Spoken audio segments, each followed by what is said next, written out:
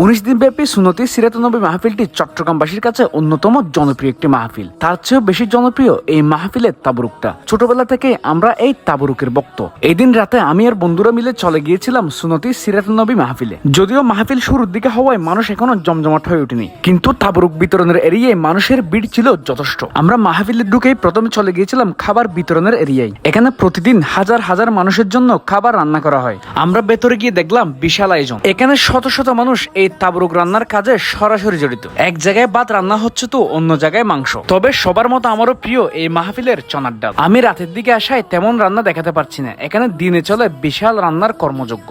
এখানে প্রতিদিন সকালে অনেকগুলো গরু জবাই করা হয়। গরু জবাই করা থেকে মাংস কোটাকুটি সব কিছুই চলে এই জায়গাটির ভেতরে। আমরাও এই জায়গাটি ঘুরে ঘুরে দেখছিলাম। ইনশাআল্লাহ কোনো একদিন দিনে এসে আপনাদেরকে রান্নার এই কর্মযজ্ঞ ভিডিও করে দেখাবো। এবার যাই খাবার বিতরণের জায়গায়। এখানে খাবার বিতরণের পদ্ধতিটাও সুন্দর। বিশাল একটা জায়গার মধ্যে রাখা হয় ভাত, তার পাশেই নিয়ে আসা হয় মাংস আর চনার ডালের হাঁড়ি। এবার খাবার বিতরণের দক্ষ এমন কয়েকজন মানুষ বসে খাবার বেড়ে দেয়, আর বেশ কয়েকজন লোক সারিবদ্ধভাবে দাঁড়িয়ে হাতাহাতি করে হাজার হাজার মানুষকে সুশৃঙ্খল ভাবে খাবার বিতরণ করে। এই পুরো প্রসেসিংটা দেখতেই সুন্দর লাগে। এই খাবার বিতরণে বেশিরভাগ সহযোগিতা করে সুন্নতি এই মাদ্রাসার শিক্ষার্থী আর স্থানীয়রা, যারা এই তাবরুকটা আগে খেয়েছে। আমার মতো হয়তো সবার পছন্দের তালিকায় উপরের দিকে থাকবে এই তাবরুকটা। এবার আমার খাওয়ার পালা। গত বছরও আসা হয়নি, আলহামদুলিল্লাহ 2 বছর পর এই তাবরুকটা খেলাম। এই তাবরুকটার স্বাদ ছোটবেলায় যেরকম খেয়েছিলাম ওইরকমই। তাবরুকটা খেয়ে কিছুক্ষণ মাহফিল দেখে এবার আমরা বের হয়ে যাচ্ছি।